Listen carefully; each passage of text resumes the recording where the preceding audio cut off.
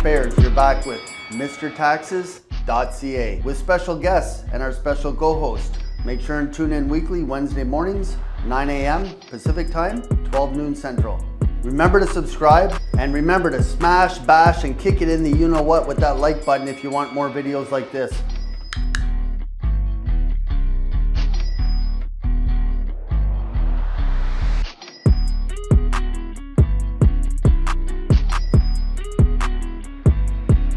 And there you have it.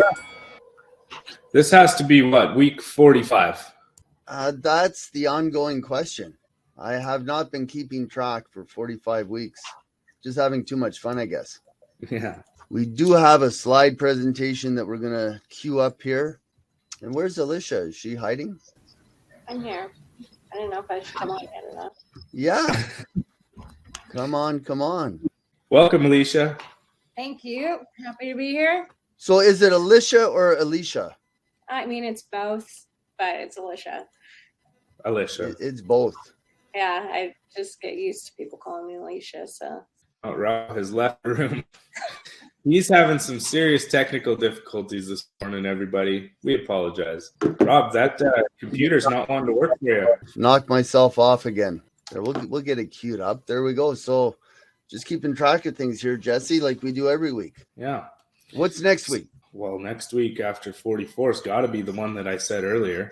There we go. There we go. We're on top of things here, Alicia. Yeah. So we do have Alicia in the background. She's our moderator. So if you have questions during the webinar today, just get them posted in the chat area. If you're watching live, we're here November 9th, 2022. If you're watching it on the replay on the YouTube channel, you will not be able to post questions on the video, but there will be a link in the comment section below to reach out to Alicia. We'll have her contact info.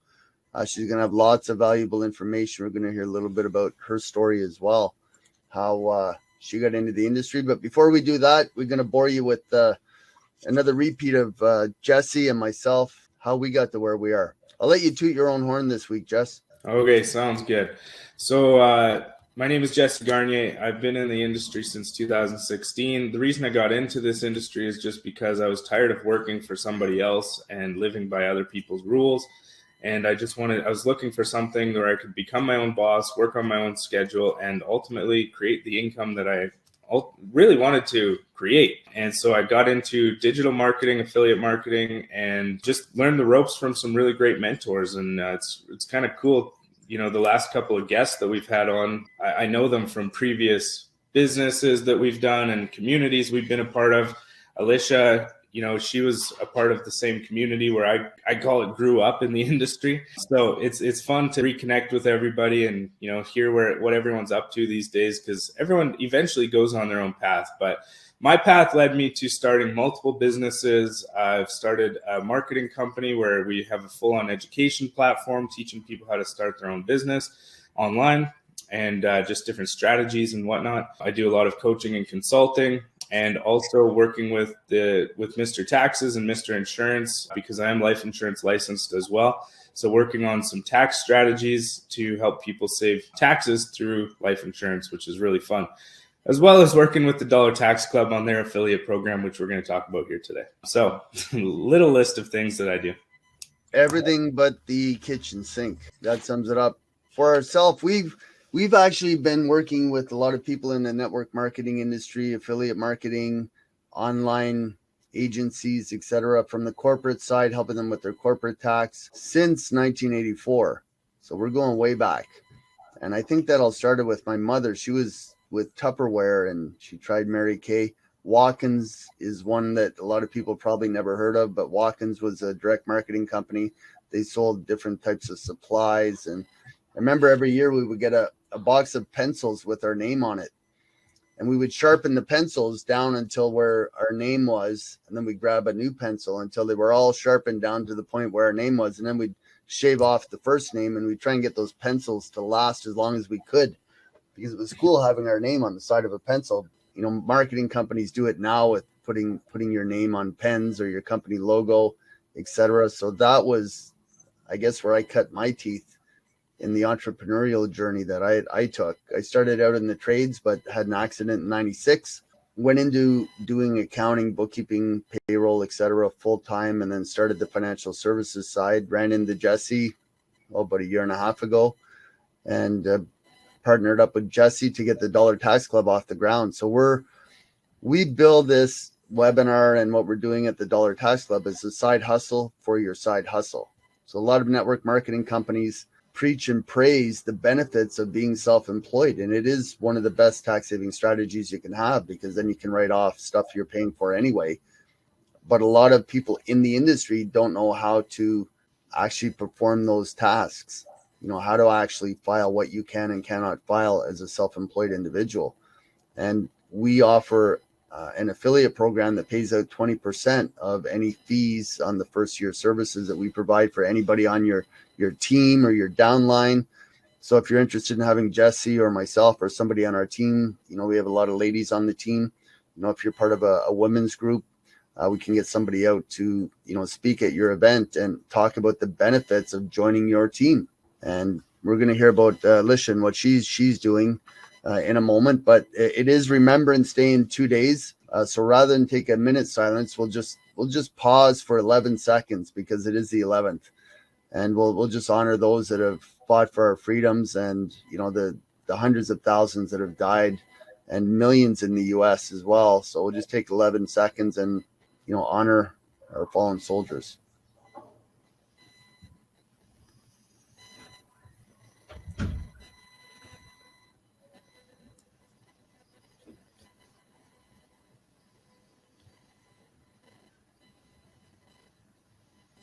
That is great. I'm sure everybody knows somebody who's served, you know, in the military.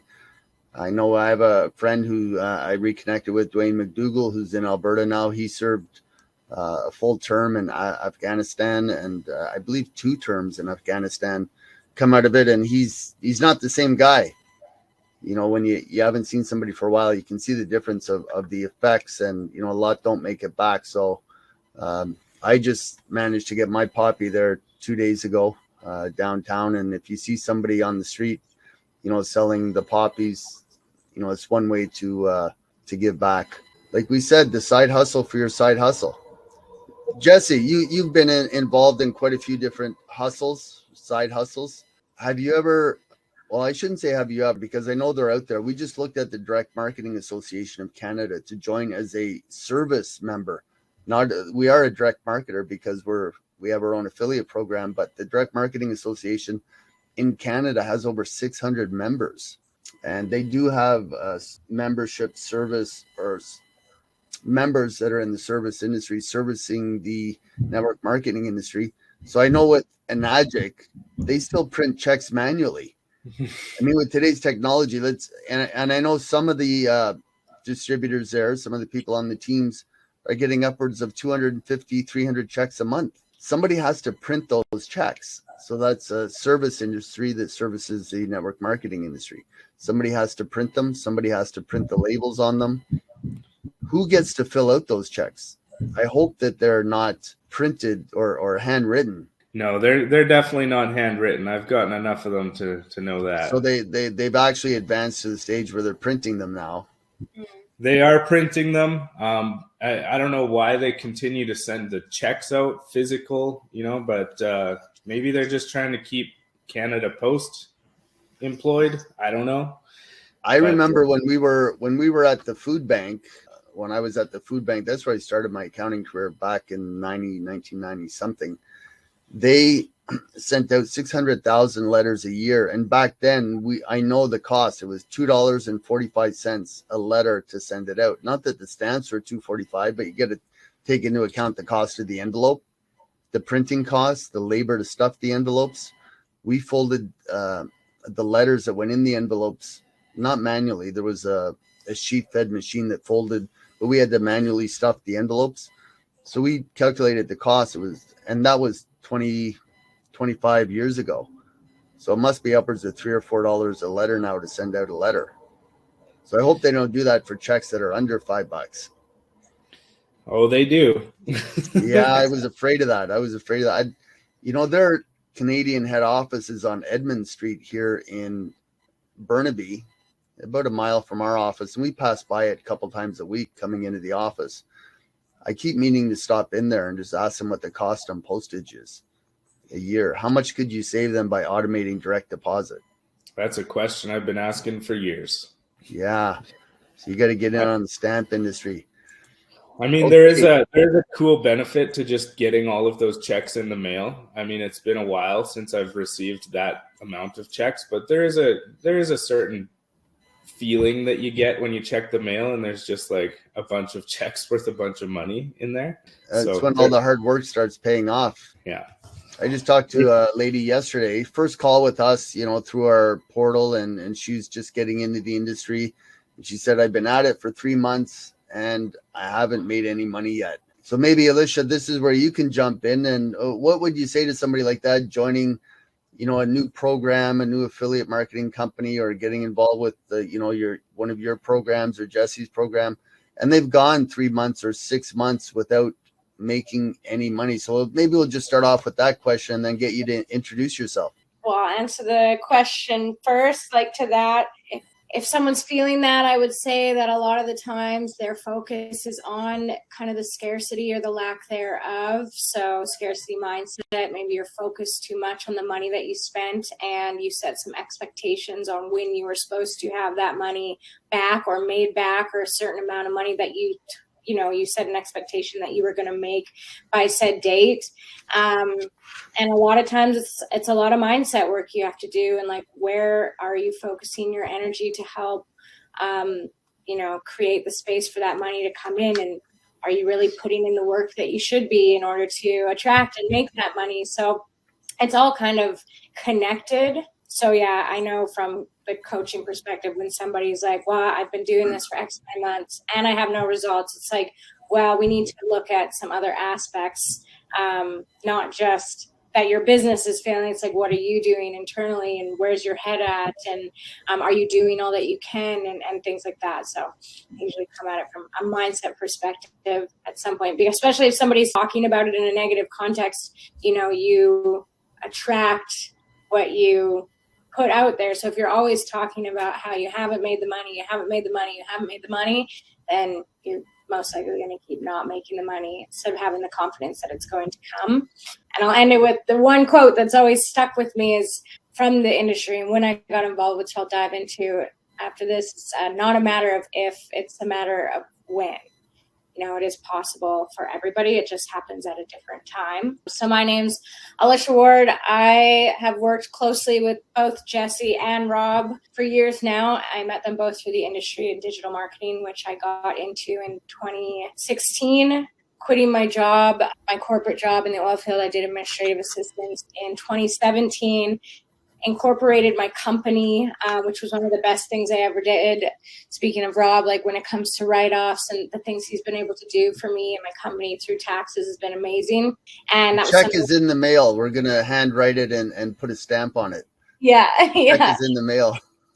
Well, yeah, because I came from corporate, so that's when your checks are cut for you, your taxes are taken off for you, and I had no idea how to run a business or own a business, so I was learning it all as I went, especially in online business, which is a lot more common now. Like, it's a huge industry now, especially after the pandemic, compared to what it was when I started in 2017.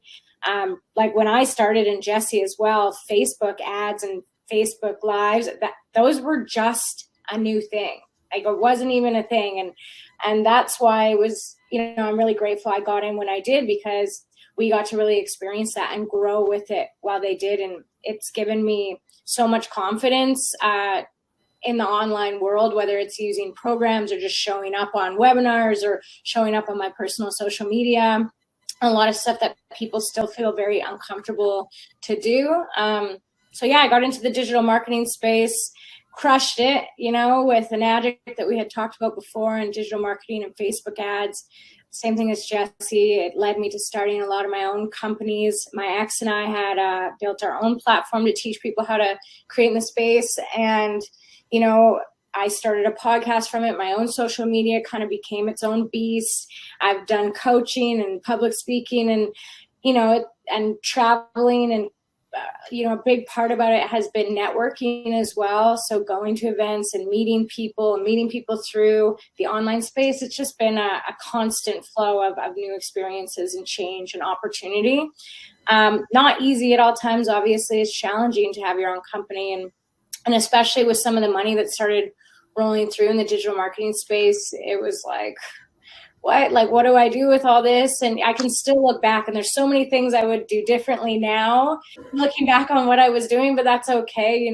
Once you're in the space and you kind of start, when you become in control of your own money, and making your own money, and there's not a cap. Like, I had a salary pay, and I thought that was my world. It was like, this is it. I'm going to make $60,000 a year, which is this much take home. Maybe I'll get raises, And would you ever get a promotion, and would you ever take over that company? Chances are slim to none.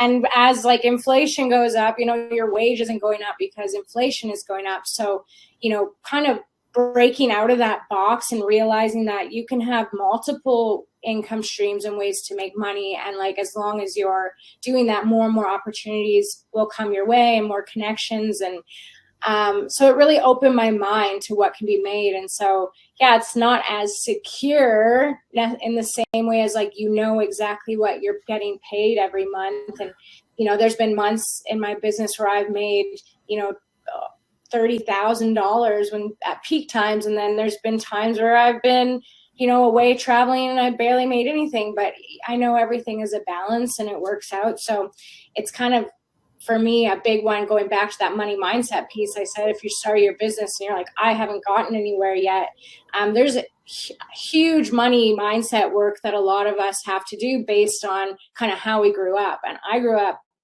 really poor. Like, we didn't have any money. And, I had an outhouse, not an indoor toilet, until I was 14 years old. We didn't have a furnace. We had wood heat. Like, we were like hippy dippy poor, 6 kids, struggling, but we were really happy kids and healthy, and we had good food, and my mom had the garden.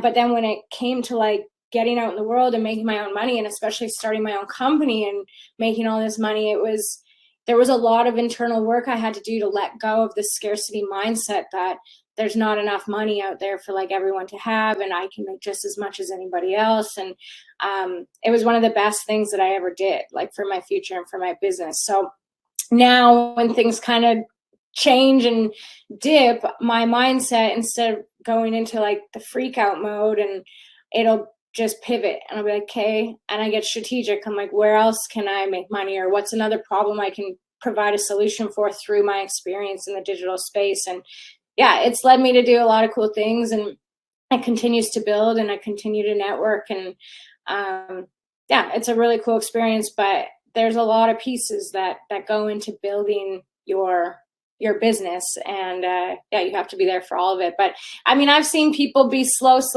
when it comes to their results, and then like all of a sudden 9 months later, out of nowhere, they just like take off. And so you just have to keep pushing forward no matter what, because that's what we're all done.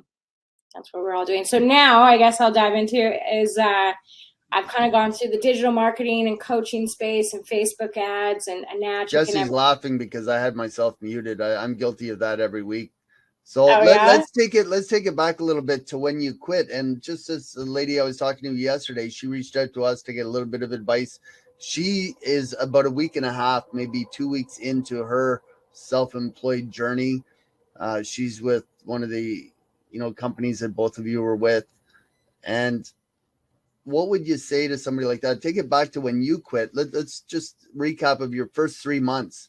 Did you make money the first month, the second month? What was it like, sitting at home by yourself in front of the computer? Where did you start? What did you do? Who did you reach out to? Really good question, for sure, because quitting my job was one of the scariest things I've ever done. It was a good job. Like, for me, not going to college or anything, I landed a job in the oil field, and they paid me good money on a salary. So, because of that job, I was able to get a mortgage when I was 19. So I had this mortgage and everything. And when I took things into my own hands and I quit, as much as it was like empowering, it was very scary. And there was definitely a period of time, probably the first 3 months, where it was like extremely uncomfortable and stressful, because without giving your age, were you in your 20s or your 30s when when you quit? When? I was in my 20s. I was 27. Wow. I don't mind my Wow. age. I don't give my age. Yeah, there was a transitionary period because I used to have to get up at 5 a.m. and get the bus to go to work, or I was not going to work and, not getting, or I guess I was on salary, but like you didn't want to miss the bus and miss a day at work. Right. So, I had to wake myself up and get on my laptop. And so learning to create a routine that worked for me instead of just giving it, well, I can just stay in bed today or go do whatever. And creating a space at home that motivated me to work. And getting the bus at 5 a.m. in Alberta in the middle of January is not the same as getting the bus at 5 a.m. in Vancouver in the middle of January. No, it's cold. So it was and then plus you're working alone. So it can be kind of isolating. You're talking to people and stuff, but you're not surrounded by people. So it's, there's ups and downs to both. But now, I've been quit for like going on 6 years, and I thrive in my at-home routine, and I love my little space where I work, and it's just like clockwork for me now to be at home. And the thought about going back on a schedule like that, it's very foreign to me. And even though I know that I could do it because there has been opportunities where people have offered me to like contract to them, but be in office, 5 days a week, 8 hours a day. And I literally have turned them down because I don't think that would fulfill me as much as kind of creating this all, kind of moving through it on my own. You know what I mean?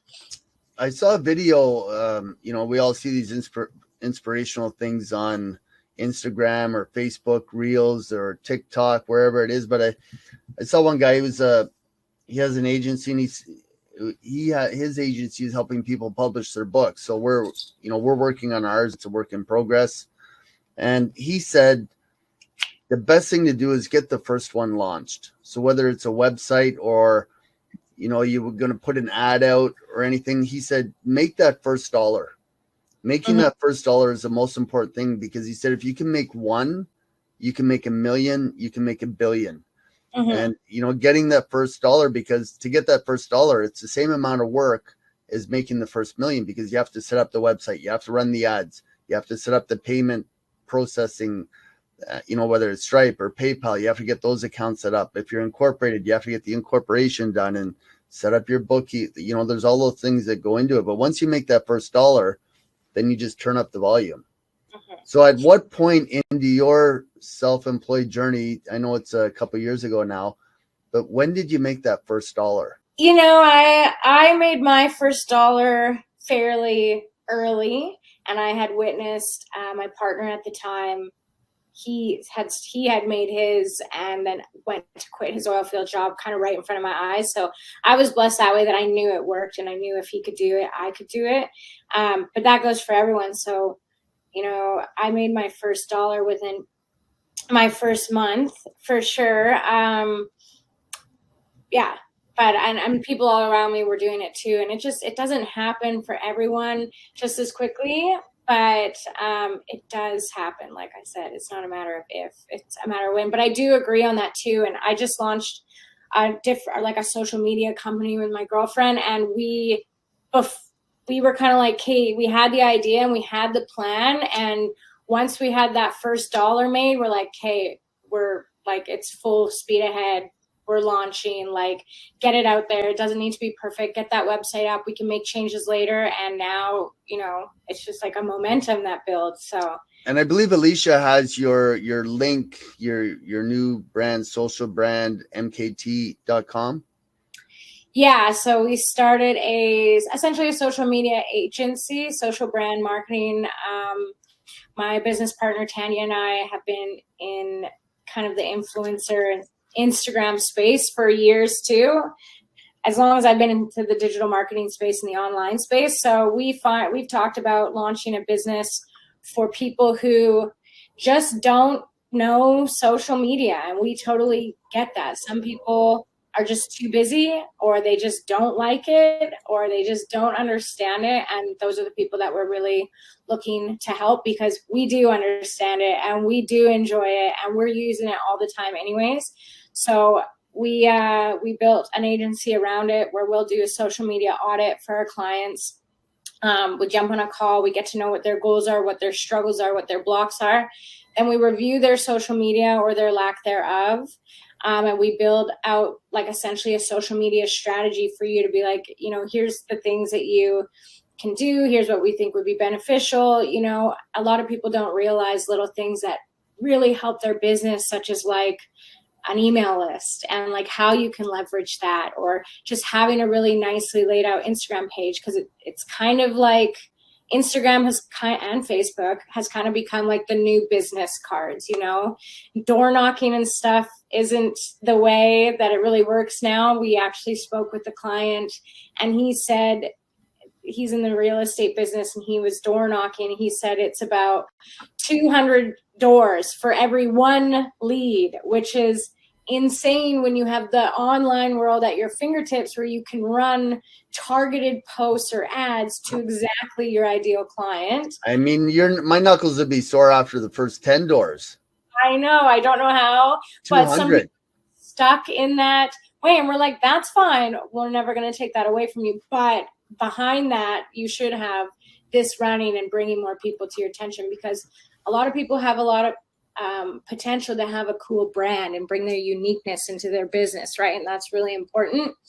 So yeah, anyways, we kind of take care of all that stuff for our clients. So and we have your website up. Yeah. So, you know, somebody wants to get in contact with you. The link is in the chat area. If you're watching it on the replay again on YouTube, it'll be in the comments below. Yeah. But is this the best way to reach out to you guys to get started? Yeah, the contact up at the top, right? You can go ahead and book a social audit and with us, and we'll jump on that initial call with you, but you can contact and send us an email as well. We're also on Instagram at socialbrandmk or at socialbrand.mkt. We'll be putting like a lot of Instagram tips and social media tips on there. There's a lot of it's like funny reels and things like that too. So, you know, Tanya and I really like to bring our personality into it. So you'll see that when you follow along. I'm sure it's a great looking website. So the link is in the chat area. Spots are filling up fast. So, you know, book now before Christmas, get set up for the new year. Yeah. Operators standing by, right? Yeah, exactly. So how many different, I know Jesse was in, you know, he brags about it. He was in 3 different organizations where he reached the top, you know, at some point in those organizations. What was your journey like? Did you stay with the same organization? We know you've started your own social brand marketing agency now with your partner, but what was your journey like? So, you know, you made your first sale there a couple days or weeks in. So that launched pretty quick. You had a great mentor and a great team around you. But did you stay with that first organization? Because a lot of people jump around trying to find the right one. Yeah, I think that is what you need to do. I mean, we all know that the only constant in life is change. So when we get too attached to one place or one company or one thing, sometimes it's hard to see how it's not allowing you to, you know, evolve to your potential, your full potential. So sometimes we need to make change or whatever. There's a lot of reasons. So yeah, I started with an initial platform, definitely worked my way to the top of that. And then that platform itself kind of evolved and pivoted and changed into a different company. Same thing with that, kind of stayed, you know, because it was essentially the same company, and leaders kind of stayed there as one of the leaders in that company, then moved forward and evolved into launching my own platform with my ex-business partner, where we did that. We ran the whole thing. We learned the whole back end of it.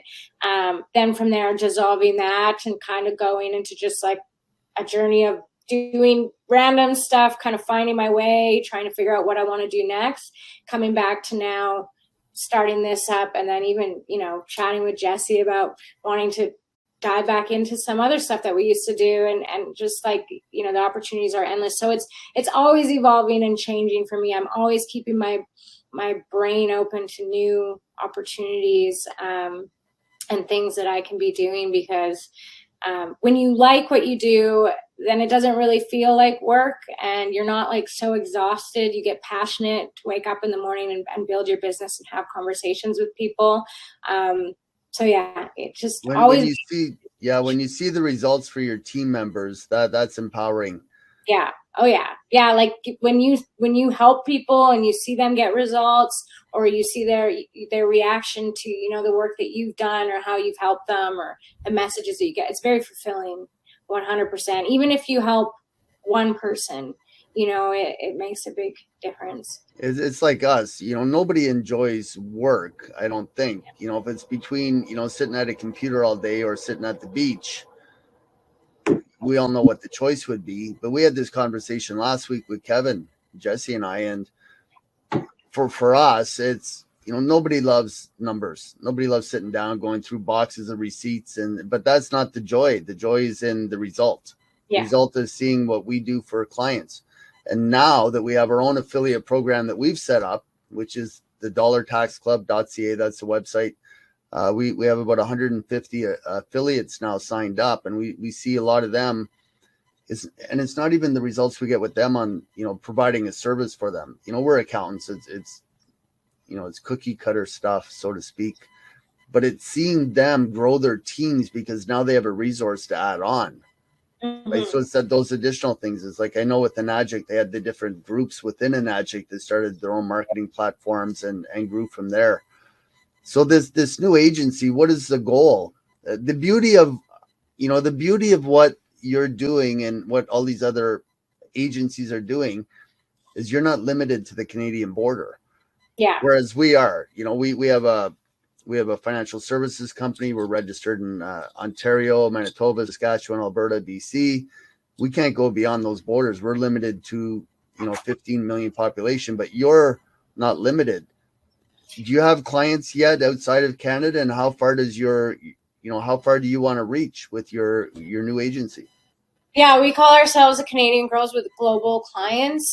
We definitely bring, we love to adventure and bring fun into creating content. And that's what we do for our clients too, when we do the photo shoots and the content creation, like getting them into, into a good, easy mindset. Because for a lot of those people who don't thrive with social media and stuff, they get really uncomfortable even when it comes to showing up on a story or a video or a picture sometimes. So we try and, get them into a place where it's just more natural. And we do have global clients. We have some clients out of the US right now. But yeah, we would work with anyone, anywhere. And we're always open to even travel for our clients to go do the shoots and get the content with them and for them. It's kind of what we love to do. So yeah, that is one nice thing about, we kind of don't have borders at all. We can work with anybody. It'd be nice to get some clients in Australia or Brazil or somewhere nice and warm. Yeah, Mexico. Yeah. Jesse spent some time down there last year. What brought you back, Jesse? Why would you ever leave a place like that? We know a lot of clients have headed south, the ones that are able to work remotely, which is another great aspect to what you're doing. So Jesse, you think about going back? Do you think about setting up shop there? I mean, it's always crossing my mind, but at the end of the day, I've got a wife, 2 kids. It's, we like our routine. We like to have family close by to help with the kids. And one of my wife's favorite sayings is, it takes a village to raise the family. And that's so true. When we were in Mexico, although it was an amazing time, it was a lot. It was a lot to just be like full-time parents, not ever really get a break because we didn't have any family to help out, or we were in this destination place that everyone desires to be, and it was amazing. Don't get me wrong, but at the end of the day, we couldn't even go out for dinner, just the 2 of us. Because someone had to look after the kids. And so, it's one of those things where we did it. We had the experience. We probably aren't going to do it again for a while. we like our routines. We like to just be at home and, you know, have the grandparents pop over and help with the kids and do whatever they need to do. Matthew and I went on a trip a couple of weeks ago. We went to Toronto for a couple of weeks, enjoyed all four major sports. We watched baseball, football, hockey, and basketball. Actually, 5 baseball games. It wasn't outside of Canada, but it was such a fun trip. And, you know, reflecting on it is, you know, we supported the Canadian economy. You know, we traveled in Canada, you know, not due to the restrictions on traveling or anything. It's just he wanted to see the Toronto Raptors, a big basketball fan. So it turned into a 3-week trip. But I think we're going to make that an annual trip somewhere in Canada to support the Canadian economy. And we're not going to do that in January or February, though. We'll do it in the summer. Yeah. For obvious reasons, we are in Canada. So, Alicia, what is the best way for somebody to get started? Your website is in the chat area. If you're watching on the replay, it's in the links below. Once somebody comes on board, what are some of the first steps that you take with a new client or somebody that signs up for your program? We book a call with them, and we'll personally review their social media handles and jump on a call. We'll learn, you know, about their goals and their vision with them, and then we'll do the full audit and create the strategy. If someone moves forward with the audit, we'll also do a full bio makeover for their Instagram and Facebook. We'll do highlight cover photos and give our clients hashtags that are specific to their niche. And we'll also provide some templates for reels and then give a whole PDF strategy to them. And at the end of the audit, when they have that strategy, if they would like to take that strategy and implement it themselves, that's great. And then we'll also give them an option for us to implement the entire social media strategy and kind of do a social media takeover for 30 days to implement it all, which would include 9 posts on Instagram and 3 reels and just a bunch of stuff. It's kind of specific to each client and their needs and their goals. So it's a really personable experience. And it's an experience where we like to take the reins, work directly with the client, but that's essentially it. Yeah. So different clients have different skill sets. Some, the older generation may not be comfortable posting, or, they may be more comfortable in front of a camera or speaking, but they're not great with technology. So you can have an option, so to speak. So it's either do it yourself or done for you, or somewhere in between once they go through that initial audit. Yeah. And that's something like what we do here at the Dollar Tax Clubs. We show this slide every week, but for example, what's in it for your clients, Alicia's, they'll get, their hand held through the initial process, and then you'll follow their lead if they have areas that they're stronger in. Mm-hmm. What's in it for you helping clients? What satisfaction do you get? Do you have a referral program? Do you have your own affiliate program set up? We don't have an affiliate program set up yet. That's definitely something we'd like to do for our company. But, helping our clients understand how impactful leveraging social media can be for your business, and what actually having a brand means, because when you do that, it all leads to you building a community. And when you have a community, if you have something that you're an affiliate for, a way that you make money, it's you can share that with your community, and your community wants to know about those things in general. So it's all very connected when it comes to the online world, and it doesn't really matter what kind of business you have. But if it's an affiliate business, you want to be building a community around what you're doing and how you're growing within that, and the journey that you're taking. And even if your community is only a few people, it's still a few people. So we have that a lot with our clients when they start a brand new Instagram for their business, and they're like, oh my God, but I only have 10 followers. And it's that's still 10 people. If you had 10 people in a room and you were speaking to them all, that's still quite a few people. If you have 50 people on your Instagram following, and you had 50 people in a room with you, that's still quite a few people. And just growing from there, it is a process. But if you do it right, you build a community who kind of stands by you and learns. I like the compound effect. We talked about that quite a bit in previous webinars. But yeah, it's Good book. in the financial services industry, there's a couple financial service companies that have a network marketing model or a multi-level marketing model, whatever you want to call it. And it's perfect for the industry. Yeah. But I made an analogy one time. There was one guy in the organization. He was a top recruiter. So you can recruit a big team or you can recruit the right team. And to recruit a big team, if you recruited, I'm going to ask you this question because you may not know the answer. You may not have seen one of the previous webinars, but if you recruited 3 people on your affiliate team when you were in the affiliate world, and they went out the next day and recruited 3 people each, so then you would have 12, 9 plus 3 is 12. How many days would it take to recruit everybody on the planet? If you train them to recruit 3 people each day, and they in turn recruited 3 people. So 3 to the power of what?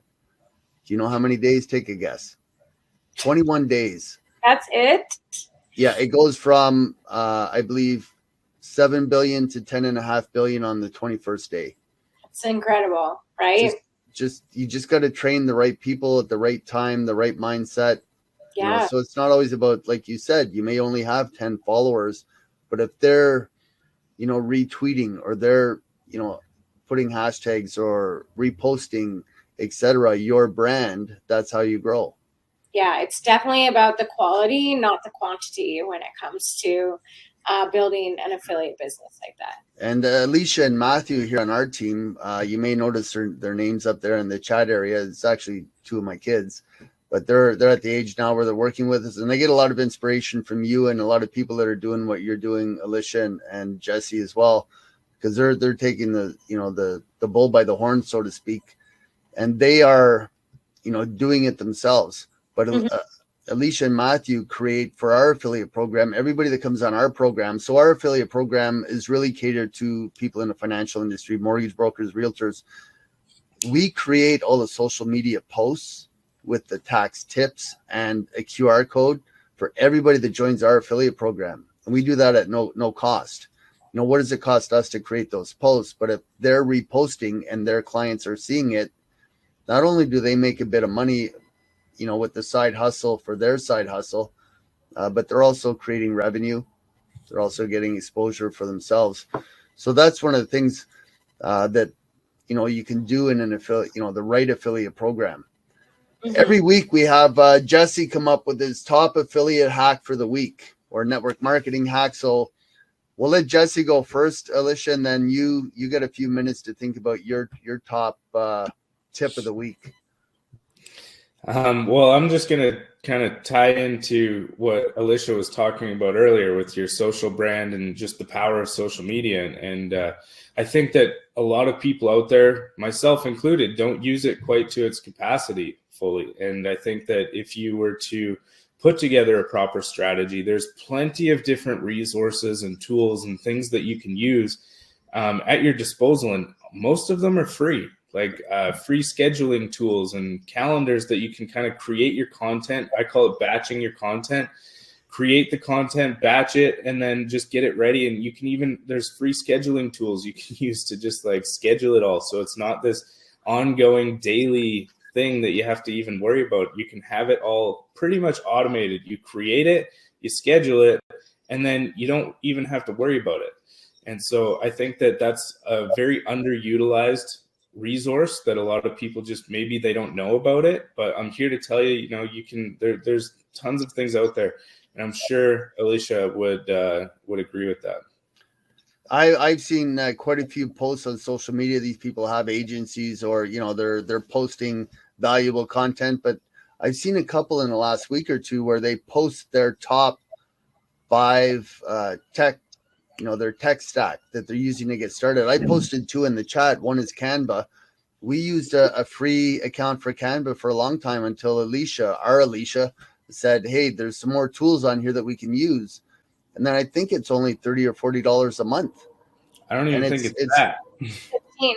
Yeah, and it's comparable to Adobe. For the person who's not a professional graphic artist, it does everything you need to do, and it formats all of your images to the right social media channels. And another one we use, Jesse, is Calendly. So having the right tech stack, and something that we just moved our tax course courses over to Kajabi. So we have them uploaded. That's ctpcanada.ca. So the first course should be loaded. Unfortunately, the site went live before we have the courses loaded, so we're not turning back now. But I didn't realize that Kajabi has a affiliate module. So you can build your own affiliate program right inside Kajabi. Nice. And they do have a free version as well. You cannot post your site live though, but you can go on, test it out, free version as well. So now to put you on the spot, Alicia, is your top tip of the week for our listeners. Guys, besides signing up for your program, that would be number one, but number two. Yeah, I mean, hiring and outsourcing is always really helpful. But like Rob said, you know, something like Canva is a great platform to get into and play around with because it makes creating content so easily, even to the point of when you have the pro account, they have a brand section in there where like you choose your brand colors, you upload that in, you upload your logo, and then whenever you're creating a piece of content, you just are underneath your brand and it'll literally populate with your brand colors every time. So things are consistent. It even has a content calendar in there where you can plan out all the content and create it ahead of time. Going back to what Jesse said about batching it. It really is about, like, if you want to be able to, because my top tip, I guess, would be consistency. But in order to be consistent in a way that isn't overwhelming, you want to be prepared and be kind of ahead of the game and organized. So using tools like that is the best way to do that. So you're not flustered and overwhelmed and end up doing nothing at all. I've put our new site for our tax course up at the screen, ctpcanada.ca, and we are going to be charging for the trial course $1. But for now, for all our listeners, if you're on here and you catch us, you sign up before it goes live, you'll get the trial course for free. You can also get that for free by joining the Dollar Tax Club, but that will cost you $1. A whole $1, but you can get it here one time only until the site gets locked down and we start charging $1 for it here as well. But a lot of things we didn't realize, and we were going through the free version of Kajabi to test it out, take a trial run, and a lot of times that the software that you're using, you're not aware of everything that it can do. 100%. Which is, just take the plunge. Reach out to Alicia. I'm sure if somebody joins your program, you're going to be giving them lots of advice on different tech stacks. And we get the same thing with accounting. We end up giving marital advice, health advice. People come in for their taxes and they ask you a million other questions. But that's the part about it. It's nice it's empowering to be able to give, that advice to people. Education is power. And the more that you know, and, one other thing I'll say too is, like learning, opening your, like things like you're saying there, but like there's people with podcasts out there on every different genre, sharing free tips, free tools, free strategies. That's another thing with Kajabi. They have a free podcast launch portal built right in. Yeah, there's so much out there. And, I initially heard about Kajabi through a podcast, and I've actually heard about a lot of different things that I've used and leveraged through listening to somebody else talk about their journey through something like a podcast or in a book. So yeah, just kind of always be expanding your mind like that. If you're doing the dishes or cleaning your house, put on a podcast and just get into them, find or commuting. If you are, at a job commuting, how many hours do you spend in the vehicle? What is your tech stack? Like, what do you use for your website and some of the marketing tools that you use if you're open to sharing? I do also have a podcast. It's called the Naked Truth Podcast, if you want to check it out. And I built that years ago without knowing a thing. Is it a PG podcast? Yeah. Okay. Yeah. And it's built on Anchor, which is a free podcast creation app. And Spotify actually bought Anchor. And yeah, for our website, we used this company called Shine Pages. So I'll send a link to Alicia for that too, because it's been really user-friendly for us. Lots of templates. You can build courses. There's lots of email list options in there. So honestly, from when I started to now, when it comes to platforms like this, it's come so much further than just having WordPress or back in the day. That's kind of all there was to build websites. I never touched it. Well, with all the plugins, and before you know it, you got 100 plugins. Yeah, it's so. And you have to update them like 20 times every time you log on. Yeah, and SEO and email lists and integrating everything. It's like so overwhelming. So we've had a lot of good luck with Shine pages so far. So yeah, we'll link that up too if people want to check it out. I think the bottom line is, if you're starting up, I think that the main point is just people seeing you, getting eyeballs on what you're doing, sharing valuable content, putting together a webinar. We've done this 44 weeks now, right, Jesse? Well, more than that, because we had a couple trials in 2021 to launch it, but it's paid dividends for us. We have people watching the replay. So now on our YouTube channel, we have 44 fully edited webinars, and a lot of our guests come on. So we'll get a copy of the replay to you, Alicia, so you can repurpose it as well, and make sure and get your affiliate link for the Dollar Tax Club in there. So if you're watching, it's a way to give back, to reciprocate for you being on, giving, an hour of your time this morning to share everything that you're doing. But that's our affiliate program in a nutshell. Is just we're the side hustle for your side hustle.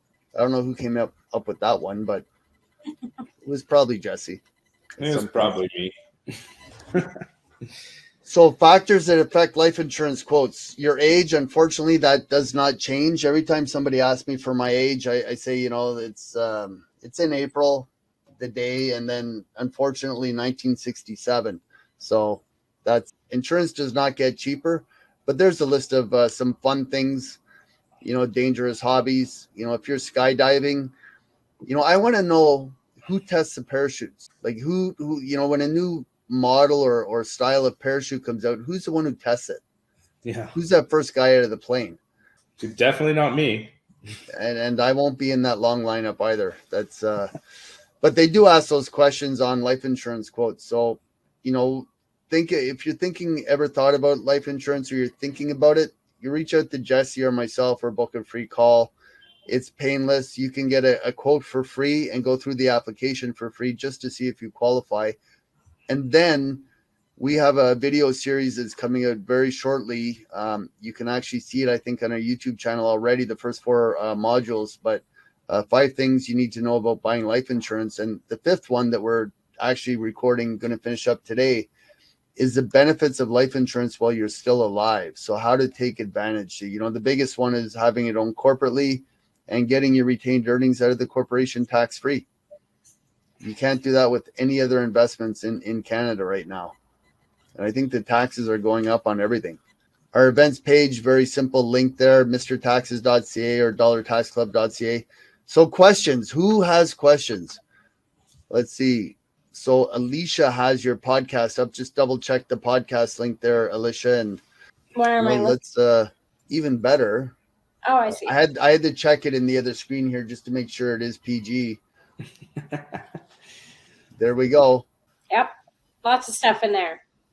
How many? So you're at 127 episodes now. That is awesome. When did you start the podcast? And what kind of dividends has it paid? Are you able to really quantify it? Well, I mean, there's over 100,000 downloads. So I think in terms of giving your audience different places to go and learn and create content. And it's definitely a tool for affiliate marketing, because in every episode in the show notes, there's the links to any affiliate partnerships that I have. And then eventually with the podcast, you can absolutely get paying sponsors. I mean, I know people who I follow, and I've followed their podcast journey, who have 6-figure yearly sponsorships with companies, so yeah, it's definitely been a huge help for me. But for me, it's almost like my therapy. Like, I do the podcasting, and it's like allowing me to kind of speak my truth. And that's why I call it the naked truth. It's pretty unfiltered. I say what's on my mind. I'll have breakthroughs on there, or get emotional or whatever, because it's like, it's nice to be able to talk and share. And that's a big thing for me. So it's not everybody's thing, but it's very relatable for people, because I know we all kind of deal with similar challenges in life. So yeah. So if you're watching live, it's in the chat area, that link for the Naked Truth with Alicia Ward. Yeah. And it is PG. So do they, I'm not big into the podcast world. I do listen to, my mainstream stuff, but are there rankings like in movies? Do they have PG and R-rated, etc. podcasts? Yeah, I've definitely like. There's definitely a lot of like not PG podcasts out there where they're discussing, like sex and stuff like that. Wow. Not like porn, like sex health, like sex ed kind of, or just like real life. Yeah, there's everything out there. Yeah, it's just like anything, people will talk about whatever the heck they want. It's a platform that doesn't really have rules. You can do whatever you want. Mm-hmm. I'm trying to find a LinkedIn channel. There's a lady in Australia. She's Canadian, but living in Australia now. She's going through, with her podcast, a big legal dispute. Oh, no. And someone was copying her trademark. And I'm just going to pull it up here. Financial Foreplay is her podcast. And someone else stole or was using Financial Foreplay in their marketing. So now it's all over the media in Australia. Financial. Her name is Rondalyn Koralik. And I'm going to see if I can grab a link here of one of the newscasts, and I'll put that in the chat area. It's interesting. Yeah. But the name, I had to ask her as well, is it a PG financial services company? What was the answer? The answer is yes. Okay. So there's the link. That's a long URL, but I think that link will work. One thing I will say to Alicia is, just congrats on taking action on the podcast and sticking with it and being consistent. Because I know I started one right around the same time you did, and I think I got like 9 or 10 episodes, and I just fell off. And, yeah. It's a big thing to manage it properly, and I'm the kind of person that, like, if I don't do it properly, I don't do it at all, and I just it was just it's a full-time business, just managing and building your podcast properly. So good job on being consistent. Thanks. There's definitely been times where there wasn't episodes going out every month, but it's still something I continue to build on and I enjoy. And, that's part of business, right? And it's one thing leaving the oil industry and going out on your own, right, with an organization that's already built. You were part of a global organization and you have that mentorship within, but then taking the next step, the big leap of faith and starting your own agency is another big step. Yeah. So yeah. How long ago did you start the agency? Oh, we just launched it like a month ago, but prior to that, the last kind of year, after my ex and I split and we dissolved our digital marketing platform, I just went off and sold my stuff and went to Mexico too and lived in Mexico and kind of did this and that, like some social media consulting. And I ended up going on tour and getting paid to sell merchandise and toured all over the United States and just random things in life. So it was very much a period of my life where I was just like, I'm open to whatever. I'm figuring it out. And I had faith everything would work out. And it did. And I grew a lot through it. And then also like Jesse, like living in Mexico and stuff. And I came back when the restrictions kind of got lifted and built a foundation for myself again, because I realized like I do love a routine and I do want a concrete business on my own. So going out there and doing all that allowed me to kind of get focused on, okay, what do I want to be when I grow up? That's what I kept saying. So I came back and kind of got my shit together. And me and Jesse say that every week as well. What do we want to do when we grow up? Yeah, I still say it, it's because I know what I'm doing right now isn't going to be exactly where I'm going to be in, 3, 5, 10 years. Whereas when I did work corporate in the oil field, I did feel like I thought I was going to do admin for the rest of my life. So things have sure changed. Oh my gosh. Imagine if you were still doing that. Some people are happy doing it. There's a law firm right beside us here in our office in BC. And there's a lawyer there. He's original partner. He's been at the firm 45 or 50 years. Yeah. And he's kind of phasing out. So he's only doing 5 days a week now, 8 hours a day. And that's his phasing out.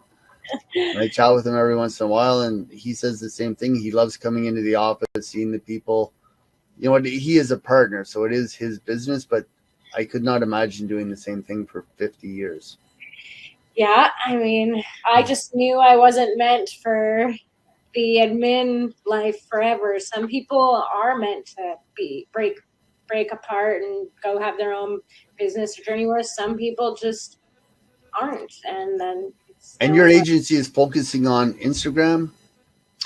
We will do Instagram, TikTok, Facebook, so all the channels. Just kind of based on the client and their goals and their business specifically. We'll be like, hey, some businesses lend themselves better to different platforms. 100%, yeah. So. Excellent. And who the person is. Like, if you're going to have a TikTok, you need to be able to create content for it. So if you are like not the type of person to do TikTok, then you probably shouldn't do TikTok. So we're coming up on an hour. We just, usually Jesse and I leave it to our guests, for some final comments, and then we'll see everybody next week. So final comments, if you have, want to reach out to potential clients or advice you want to give to, maybe an aspiring young female entrepreneur who's thinking about going out on their own, you got the final say here this week. Yeah, I mean, take the risk. When it comes to making big decisions in my life, I always put myself into my future self's shoes, as morbid as it may be. Like, literally on my deathbed, if I were to look back, would I be like, I'm so glad I took those risks and tried that? Or would I be like, I wish I never? Or, had I just stayed where I was and never ventured out and started a company, do I think my future self would regret that or not? And that's kind of how I make decisions. And I love really taking chances and taking risks and seeing what I'm capable of, because it allows me to think bigger for myself. So I think that everyone has more potential than they see in themselves. So, take the chance, take the risk. You can always go back to where you are at now. Nothing is permanent, and change is evolving. And that's our true purpose here on earth, is to evolve as beings. So yeah, take the chance. I love the affiliate marketing. Thanks for having me, you guys. I love what you're doing, allowing people to have another affiliate marketing opportunity. Side hustle for your side hustle. Side hustle for your side hustle, and like things that you leverage in your life. Most of the things now have an option for you to share that with people and earn because of it. So think bigger with it. I do it with everything that I love in my life, whether it's my taxes, my face products, my hair products, whatever. It doesn't really matter. If somebody asks what I use, I'm going to be like, oh, I use this product, and here, use this link for it. And just, you kind of get that into, so it's second nature that you're just sharing that from a place with the intention to help those people because you like what it is that you're using, right? Awesome. Thanks a million for coming on. We'll finish it off with a little video that Matthew and Alicia put together, film and sound, and the background music is I said Jesse because he dresses up as Jesse Thinkman now every day at work, but Matthew put the soundtrack together as well. So we'll finish on that. Thanks a million for coming on, Alicia. Thanks. Yeah, good to catch up. Okay, bye-bye.